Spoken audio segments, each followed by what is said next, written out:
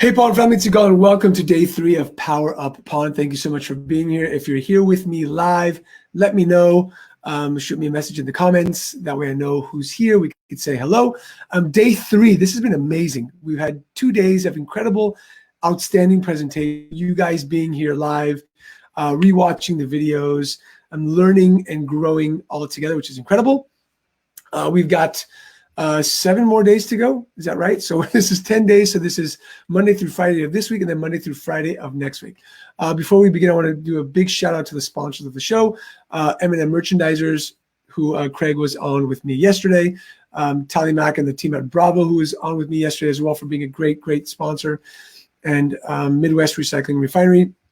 And Jack is going to be on Friday to talk about some things in refining. It's been incredible. So let me know how this has been so far. Let me know if you're, scale of 1 to 10, write it in the comments. How has this been so far for you watching and watching the replays as well? So without further ado, I'm going to bring up the guest of the hour. And I think this is one of the most important talks with everything happening in our country, security. So Tony Gallo from Sapphire Risk Management, who I had on the podcast. He's also been so kind to do kind of like a live interview with when this lighting and rooting, when all this started, all this chaos started. So I want to bring him on again to talk about security and not just talk about what's happening today, but how to be proactive. So ladies and gentlemen, please welcome to the virtual stage, Mr. Tony Gallo. What's up, Tony? How are you? I am good today. How are you today? I'm doing awesome, my friend. For some reason, on my end, I can't hear you. Give me 1 second. Okay. I know why that is. Okay, cool. There you go. How are you, my friend? I am good. I am good. Thanks for having me. My pleasure. My pleasure. So, Tony, you've been in the pawn security industry for a long time. You're one of the only pawn security consultants out there, and your background is in pawn. So, for those people who don't know you, give them a quick kind of bio of history in pawn and why you do what you do today. Sure. So I've been in the retail security field for almost over 25 years. Spent 17 of those years in as the director of security for a 1,300 store pawn shop chain called Easy Corp, Easy Pawn, throughout the United States and Canada and Mexico. Left them after 17 years. I've been working with the independents for about the last 5 years. We have clients coast to coast when it comes to helping them with their security planning and their security designs. So we thought it was important today to talk a little bit about something that's on the front page of every newspaper or every internet now, and that's emergency planning during civil unrest or natural disasters and all that. Awesome. Very cool. So just for everybody, we're going to have the Q&A after the presentation. So hold on your your questions, and then we'll get to those questions right after. So Tony, I'm going to let you get into it because you are the man. You know what you're talking about. Let's get into emergency planning and what pawn shops should be doing now and should be doing in the future to make sure that they're safe, not just during this crazy time, but just every day. Take it away. Sure. So the one thing that I wanted to talk about today, and I do speak at events across the United States about emergency planning, and having been exposed to the pawn industry for over 20 years, is the key word in emergency planning. The word planning is the foundation of a successful business, really. And, a lot of business owners do not plan well, especially when it comes to emergency planning. I see it constantly, especially when actually an emergency occurs. I scratch my head when I get these phone calls about what to do, and I'm like, do not have a plan. So what I want to talk a little bit about today, and we did bring it up a prior call that we had, was the importance of emergency planning, especially nowadays, obviously with the riots that have been occurring. But let me give you a couple of points. 60% of all businesses do not plan for an emergency. So, a lot of the pawn industry is just very similar to other retail industries, But here's something that's important to understand. 1 out of 4 businesses that experience a significant emergency, whether that's a fire, a flood, hurricane, riot, or whatever, they never open their doors to begin again. So, that's important to know that, your exposure of continuing your business. And when I was with Easy Pawn, I had, I was involved with Hurricane Katrina. I was involved with Sears when it came through the Rodney King riots. I was involved with a department store when there were other riots. And that's the one thing, even large companies do not reopen sometimes if the damage is significant. I read the other day that during the riots in Atlanta, the Wendy's was burnt down. So I don't know if that Wendy's will ever reopen again. So again, a large companies also are affected by the same thing. And the other thing to keep in mind is 40% of any retail location and has had a significant emergency event, they go out of business after within 5 years. 40%. Think of that. If your business has experienced a significant emergency, there's a 40% chance that you will not survive that. Whether it's because of your financial abilities, whether it's the loss of a customer. The one thing that I constantly see when I talk to pawnbrokers about robberies is when you lose your loan balance. If you lose loans, it is very difficult for that customer to come back and be serviced again, and your customer base is lost. And that's one of the reasons I always preach, the pawn safe or devices of that nature. So, and the other last thing that I don't think a lot of people realize, that an emergency plan is required by OSHA.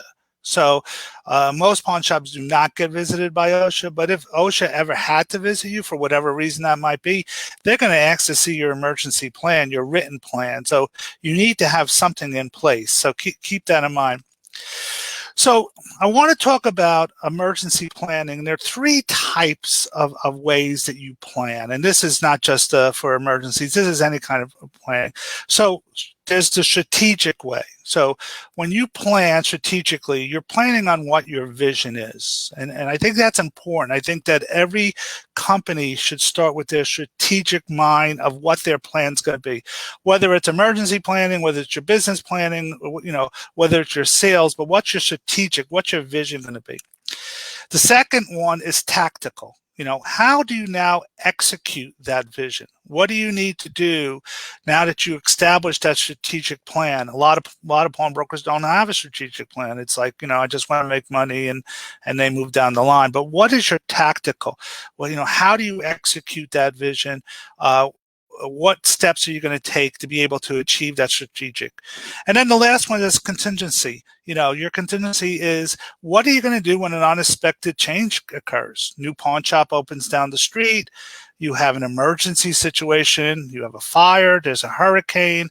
The atmosphere in the area changes. Your manager is caught or quits or steals or whatever.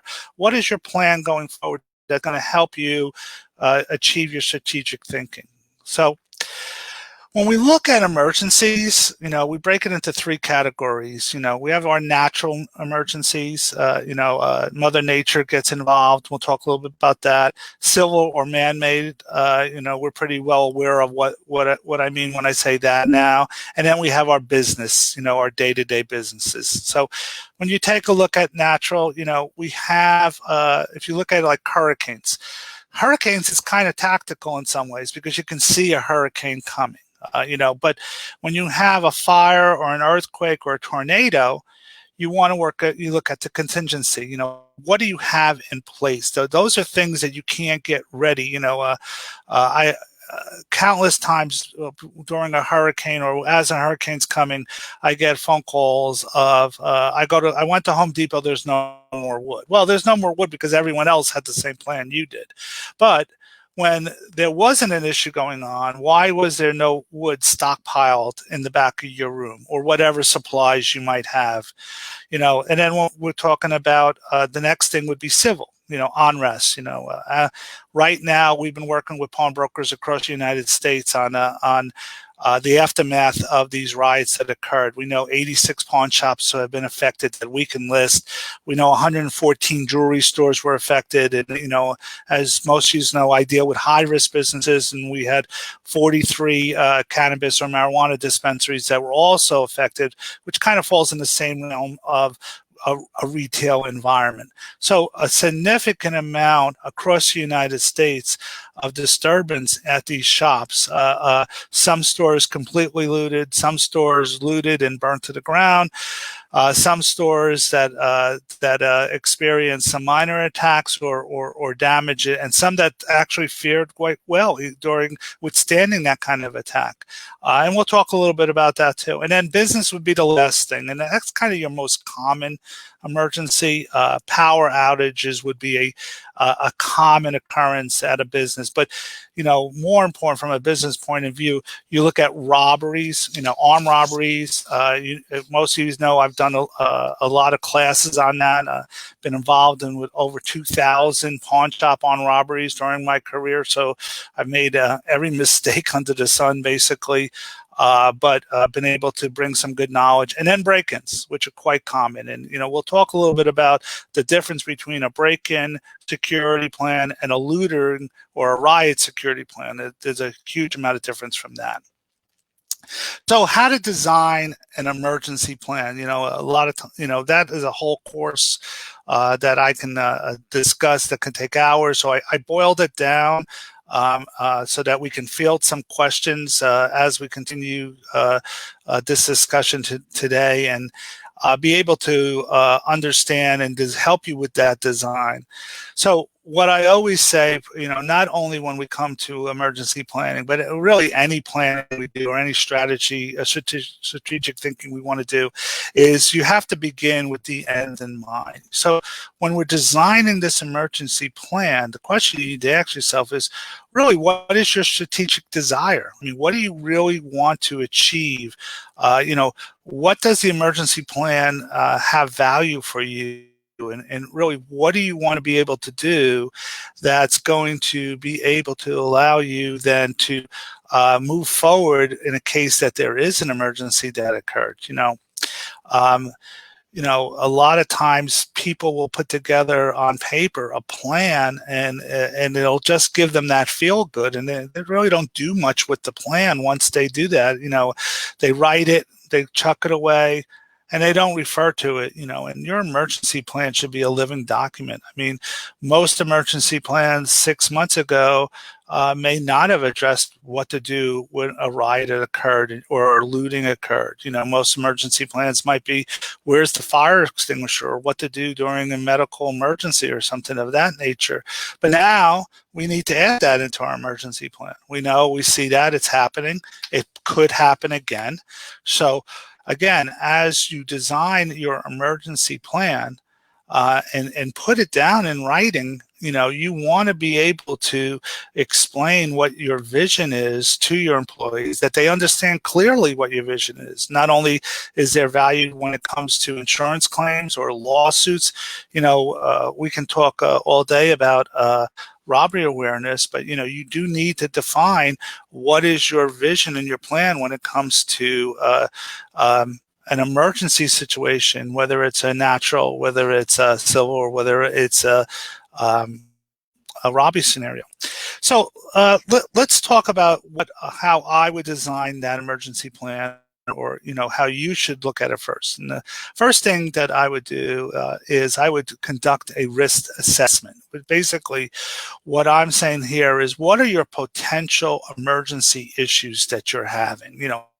What could possibly happen? And one of the things that I always start from the outside, and then I work my way in.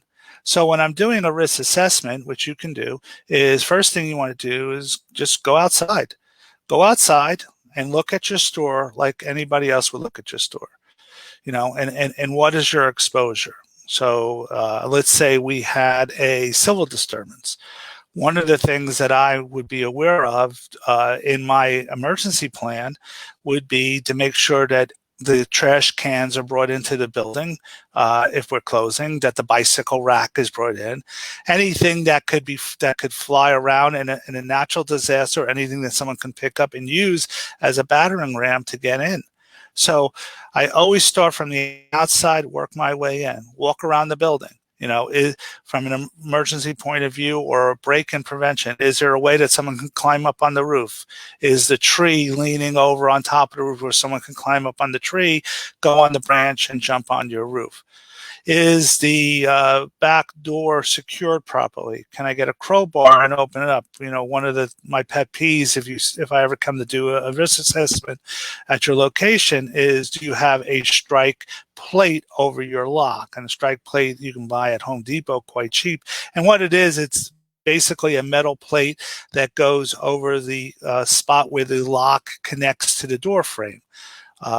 Without that, it's quite easy, even if you have a very strong lock and door, sometimes to be able to pry the door from the frame and open that lock. So for a few dollars, you can install that. You don't need anyone special to do that, and would prevent that. Same thing with peepholes. Another one of my pet peeves is if there's a noise on the outside of the building. Let's say there is a civil disturbance and there's noise in the back of your location. Instead of opening the door and becoming part of that civil disturbance, or becoming a victim of that, if you had a little $5 Home Depot peephole or $20 larger peephole that you can look through, you can see what's going on and make a determination on whether you want to open that door or not. There's a lot of that. Is there graffiti on your building? You want to make sure you clean the graffiti on your building. You want to make sure that your location is not inviting. Lighting is very important. Lighting is very important in your day-to-day business. Is there sufficient lighting in the back of the store? One of the things people say to me, how do I prevent robberies? And my first answer to them is, clean your parking lot. And they're like, what? What are you talking about? I said, clean your parking lot. Clean your parking lot, make it presentable. Make people say, maybe I don't rob this location because they really care about their what's going on. Maybe I go down the street and rob somebody else who really doesn't care. I call what I do my bathroom theory. If I ever come to a location, one of the first things I always do is I'll go and look at your bathroom. If your bathroom is a mess, and it's not well kept, and it's a bathroom, I call it gas station bathroom mentality, I know that there's an issue. I know there's a morale issue probably, and I know that there's an opinion that maybe the owner doesn't care as much about his location. So why should the employees care about it? And that gives me some fuel to understand what the rest of the location looks like. And I'm not talking about it has to be beautiful. I'm talking about it has to be clean. I'm not talking, but it has to have that appearance. And I know I'm giving you things that you're like, well, no one's ever brought this up, and it's not what, I never understood that. But again, spending 25 years doing this in the pawn industry, you get to understand some of the nuances and be able to quickly pick up what's going on. So we talked about physical weakness. If you have a location and it's in a strip center and the building next door to you is empty, that's one of the most common ways that break-ins occur. They don't break into your location to the front door. They break into the location next door, and then they break through that sheetrock that connects to your building. So maybe you buy 3/4-inch plywood and you put it up on that wall. You have to decide whether it's feasible or not to do that. We've had robberies where they've broken into the location next door. They do not enter. They break the sheetrock and they leave the hole. Does not set off your alarm because they never entered. They wait for you to come into the store in the morning, lock the door, turn off the alarm, and then they rush you. Now they have all the time in the world. They could empty that safe. They could spend hours in there. They can spend as much time as they want because your store is locked, your alarm is turned off, and you're very vulnerable. And that's a very common way. So again, looking at the physical location, looking at your outside, is it presentable? I've seen it with the riots.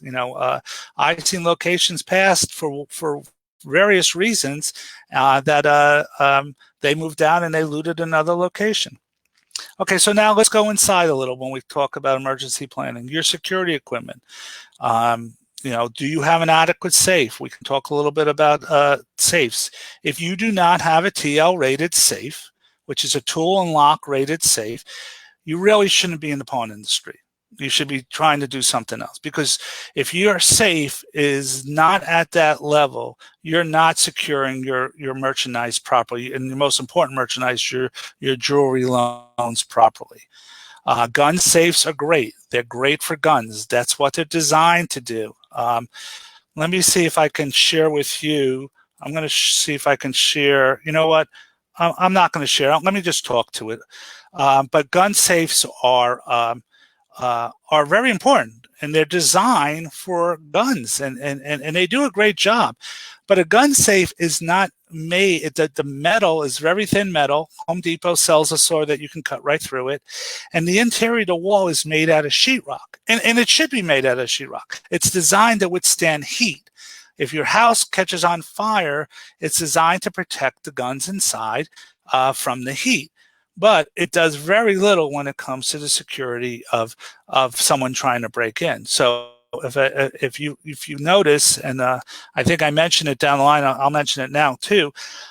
In all of those robberies, 200 plus riots that I have that we just witnessed, not one TL rated safe was breached. Not one of those safes. I know you might have heard some stories about there were, but that was not the case. Not one was breached. Now, many gun safes were. Many gun safes were open.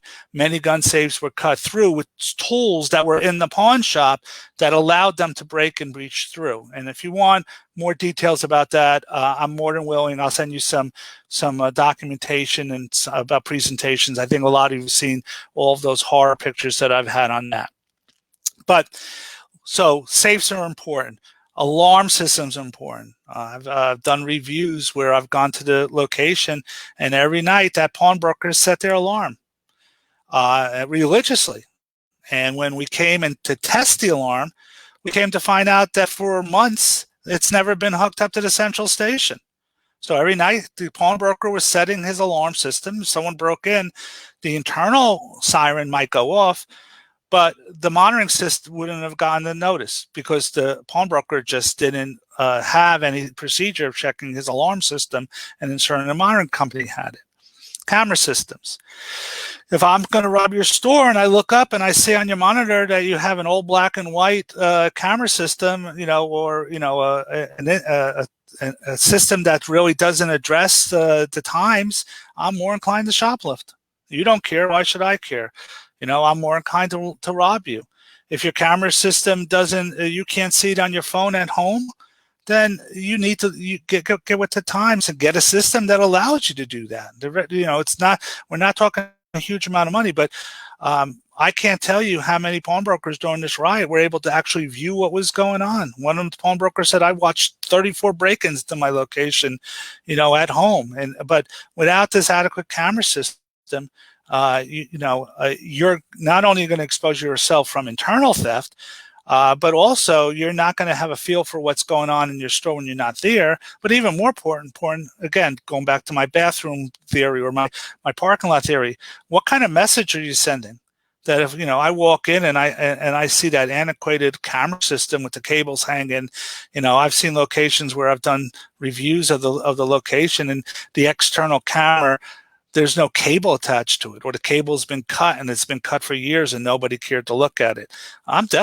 You're straight on my list to be broken into. Training. When we talk about emergency training, what to do in an emergency. What do your employees do? And I ask the question, what if someone has a heart attack? What is your employees instructed to do? Or someone cuts themselves on the lawnmower, or something of that nature, or where's the first aid kit, or even where's the fire extinguishers.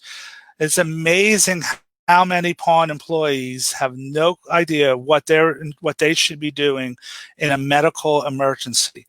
Who dials 911? Who gets the first aid kit? What do you do if someone has a heart attack? What do you do if someone cuts themselves? What action you should take? There's no training whatsoever, and you know what? The employee doesn't feel engaged. They don't feel involved. You want to increase sales, you want to increase productivity, get your employees involved. I think that's one of the things that you hear from every consultant in the pawn industry is you have a happy employee, an engaged employee, they're going to want to do more. And, same thing with emergency, get them included, and have them understand, make sure that your emergency procedures are in place.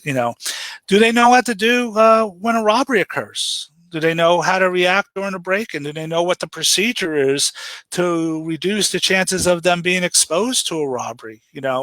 What is your written instructions? I'm not going to have a conversation today about whether your stores should be armed or not armed, but I do have a question for you. What's your written procedure if you ever had to deal with an insurance claim or a lawsuit if a firearm was discharged? What are the rules of engagement? Can you chase a robber down the street and start shooting at their car as they're driving down the road? Well, a lot of pawnbroker owners would say, no, of course not. Well, I don't know. Is that written anywhere? Are guns allowed, are stored throughout the building? Does that mean that anybody can take that gun? Any employee can shoot at it? What are your rules of engagement? What is your procedure? And again, I'm not going to debate today whether you should have a firearm or not in the store. I think that there was some value during the riots when it came to that. But I want to know is, and so would your insurance company, and so would any potential lawsuit, is what is the written procedure that employee signed to understand what you want it to be done? And then, knowing the difference between a natural emergency and a civil disturbance, and there's a huge difference between that. And a lot of pawnbrokers are designed to withstand a natural or a break-in attempt, but didn't quite understand what a civil looting situation occurs, and the difference is huge. And I'll give you a couple of things that might take away. So, looters versus burglars. So one of the things that I preach and I think is a great device to have is your 3M glass. A lot of the shatter-resistant glass on your front doors, on your windows, on your jewelry cases. I think from a business point of view, shatter-resistant glass should be the norm. It has very little value during a looting because the looter has a huge amount of time to enter your building, and the glass, the shatter-resistant glass, is not designed to withstand that much attack. So we saw numerous locations where that glass was breached over a period of time, people using sledgehammers or cars or whatever, and is not going to withstand that. Now, on the other end, metal roll-down gates were very, very effective during these riots. They come down. The looter has to decide whether he wants to spend time pulling that gate or just go down the street and loot another location that doesn't have gates. We had a number of times where the looters approached one of the pawn shops, saw that the roll down was there, and then also decided not to breach that. Now, very effective in a looting situation, maybe not as effective in a normal break-in scenario, where the shatterproof glass is going to work perfectly fine. But again, you need to ask yourself that kind of question. When you're designing your emergency plan, understand there's a difference between the normal break-in, which we see the majority of the time in our careers, and these civil uprisings, which are very rare, but when they happen, are you prepared? So the roll downs that you have your firearms in at night, you're storing your firearms at night, and you have a metal roll down that covers it. I love that device. Or you have some way of securing your firearms still in their display case. I love that device. They're very effective when it comes for break-ins because it takes time to breach them and come in. They're not effective when it comes to looters. A looter's going to get through those cases because they have all the time in the world. What you need when it comes to a looting situation is an environment where the looter just isn't getting in. Like I said, TL rated safes, looters do not get in. I've watched numerous videos and I watched a group of looters trying to get in by using a rock. I mean, you're in a pawn shop, there's more than enough things to use, but they decided that their choice to try and enter this metal safe is a rock, and all it did was piss off the safe, by breaking the keypad off and all that. But that was their attempt to get into a TL rated safe. Do you have a vault environment? Again, very expensive, may not be for you, but again, if you did have a vault environment or in a TL situation where there's a looter, fill those rooms with as much stuff as you possibly can. Put everything you can in your safe, things that you might not even have thought about putting in. I watched one of the looters going on, and they looted the store. There was basically nothing. It reminded me of little Cindy Lou Who and the Grinch That Stole Christmas. There was just nothing left. So the looter went over to the desk and he took the baseball picture of the team picture of the son of the owner off the wall, because he had to take something, I guess, when he was in the pawn shop. But do you have anything of value that needs to go in that safe, especially if you're going to have a natural disaster, a hurricane? Think you're going to be closed for 3 days. There may be some looting involved during those 3 days, So if you have something that you feel personally that you don't want to lose, then take it home with you. And make sure that you have that kind of understanding of the difference between your day-to-day closing procedures and what to do when you have emergency procedures where you may not be back in the store and there may not be any police presence for a period of time. So a couple of questions that you might want to ask, and then we're going to take a few questions. I want to leave some time to address those. So first thing I want to pose to you is, do you have a written safety plan? Do you have a plan in place that employees understood, that employees sign, that you can refer back to them, that they understand what your vision is, what's your strategic vision when it comes to safety, which includes emergency planning, which includes security. But what is your vision? What is your understanding of what should happen when you're not there? And what's their understanding? You'd be drastically surprised sometimes on what that, and put it down in writing. Have them sign it. You can talk to us about it. We have a safety plan, or you can just do your own. But or talk to your insurance company. But have something in place. Do you have emergency supplies? California has earthquake issues. Do you have a bag? I call it my earthquake bag, but you know what? It could be for any event where you're stuck for a period of time at your store. Most locations, you should be planning to be stuck no more than 24 hours. Usually you're able to get out of that situation within 24 hours. So I'm not talking about days of things, but sometimes you might need it. So do you have an emergency bag and your employees know where it is? Is there a few bottled water in there? Maybe a new first aid kit?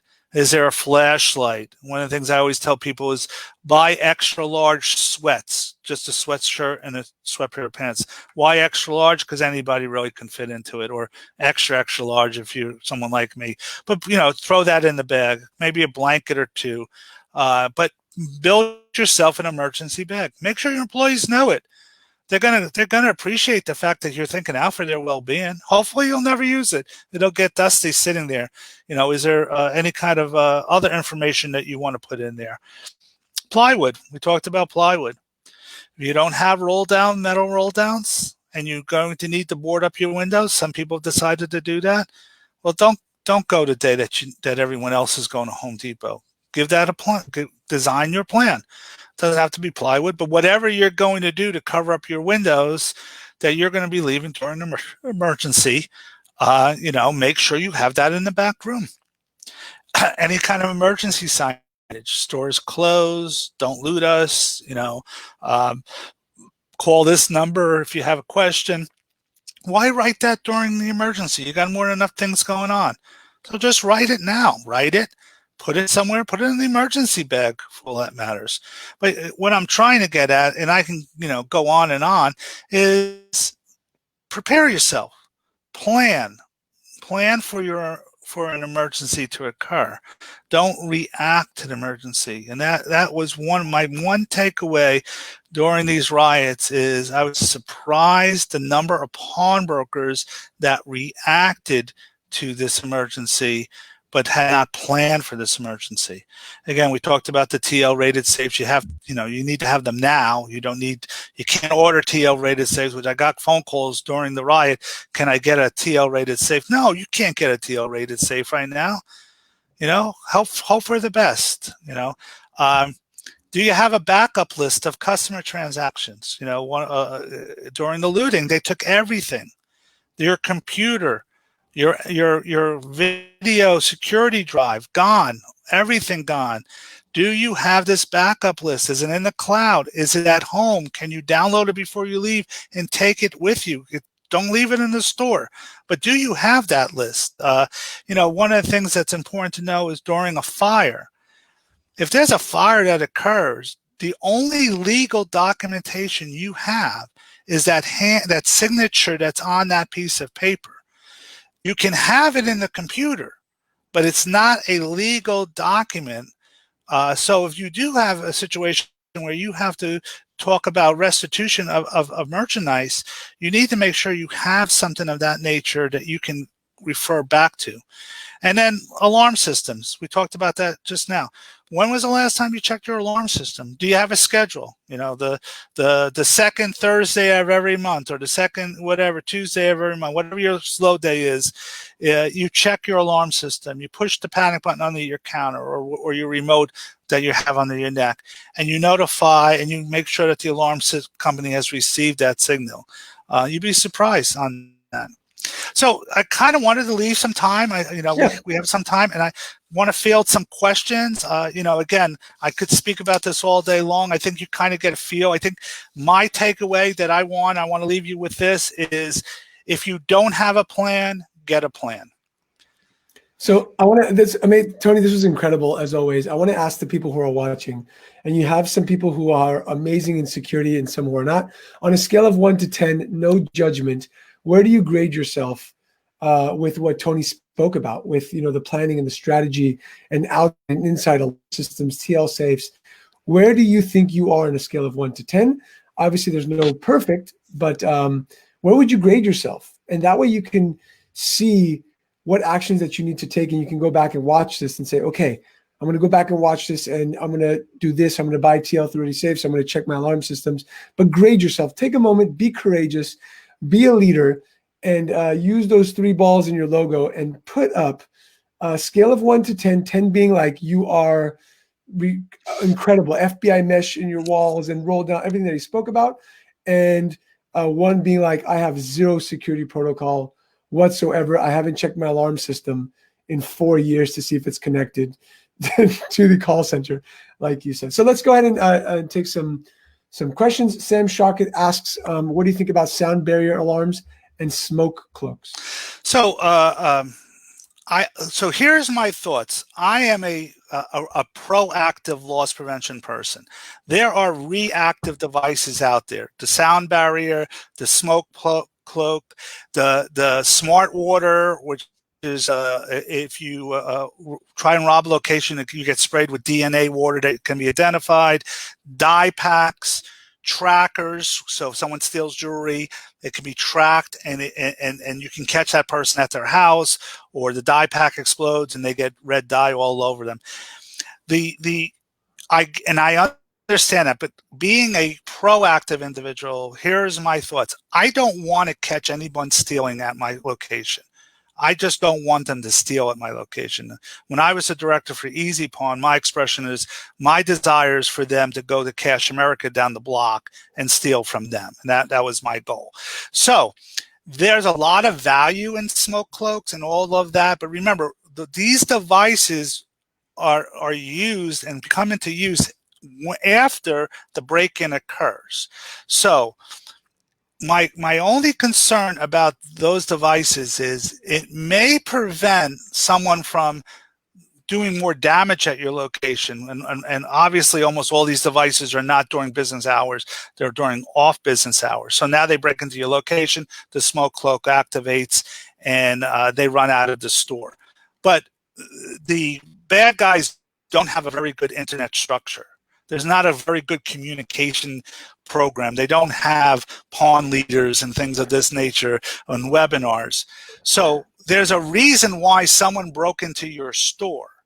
And now you've deterred that individual, and maybe they don't go back and break in, but they don't go back and tell everyone else not to break in. So that's what you need to keep in mind with those devices is you're deterring an issue that has occurred. The damage has happened. Remember, I always tell people, you don't want to put bowers in the front of your stores, which is those big metal poles. That's fine. But when they drive their car through and they steal a $400 TV and that's all they steal, but you have $30,000 worth of damage, you weren't really proactive on that. But I get what you're coming from with that. Although those devices may have value in a riot. Now, if you smoke cloak me and I'm from Jersey and I leave that location, I'm going to burn your store down. But that's just me. What else? That's from Jersey. Awesome. Okay. Don't mess with Jersey. Lisa Little says, over the years in attempted break-ins, I have replaced glass each time with Lexan and decorative metal bars. I never hear people suggest Lexan, but it has saved me several times already. Is Lexan a thing of the past? Should I retrofit with something else now? No, I don't think Lexan's a thing of the past. I've used Lexan throughout my whole. It's one of your choices when it comes to their safety film, and as we continue to develop these security things, the safety film of the old days isn't the safety film now. 3M makes a 15 millimeter product. Good. Cody, can you just explain what Lexan is for those of us who don't know what that is? So think of Lexan. Lexan is like a thick piece of plastic. It withstands an attack. It's a solid sheet. It's a thicker piece of plastic. A Lexan is very rigid. When we talk about the plastic film, it's like saran wrap, on steroids, basically. And it works kind of like a Kevlar vest. For bulletproof vests have a Kevlar vest, as most of you know, is really not a solid piece of material. It's interwoven, so it reduces the force of around something. So a bullet, it will resist, but a knife will go through a Kevlar vest. Same thing, kind of, same concept. So I still like Lexan. I'm from the old world. I still think, though, that there are new products coming out that make it easier. As long as they're installed properly, I see value with that. Got it. So we're getting, just to let you know, people are saying, scoring themselves 8.5, 5, 6, 7, 8, 7. So we've got some people who are proactive, some who need to get some things done. Adiz, my cousin, says, after listening to Tony, realized how much we're missing, a 6. I also want to, I was talking with Tony beforehand, and I thought about, like, when you lock the door at night, and if you have like $200,000 in pawn, $200,000 in inventory, and you have a $40 a month alarm system, $40 lock, go to sleep thinking about that. That you're locking the door every night, $500,000, and you're spending $100 a month or $300 a month to protect it. Think about that. Like, how much are you willing to protect and invest in saving that in your building? And I'm not talking about looters and rioters. Obviously, I'm talking about more theft. But don't be cheap. I've talked about this in the podcast. Pawnbrokers are cheap. We don't like to spend money. Invest in really securing your location, because I can't imagine, and some people here who have been looted, and that's, I think, a whole different scenario. But telling your clients that, like, I don't have your piece anymore, how much money is that worth to you to be able to, like, just protect and go to sleep at night and know that that's not going to happen? Well, and I think sometimes my takeaway is I'm not even questioning whether they're willing to spend the money. I think some pawnbrokers are, some aren't, obviously, but I think a lot of times they're just not aware of their surroundings. And I get it. I mean, you're in that store every single day, and you're not a fresh set of eyes, but there's going to be a couple pawnbrokers after this call that's going to go in their parking lot, and they're going to look at their camera that's now been facing the wall for the last year and go, oh my God, how did I miss that? And I'm going to get an email that's going to say, you're not going to believe this, but none of my panic buttons work. And I checked with the alarm company. We never checked our alarm system. So I think there's a cost efficiency. There's a good return on investment. And I think that, one of the things like with the pawn safe that I'm a big proponent. I was one of the first companies to use it.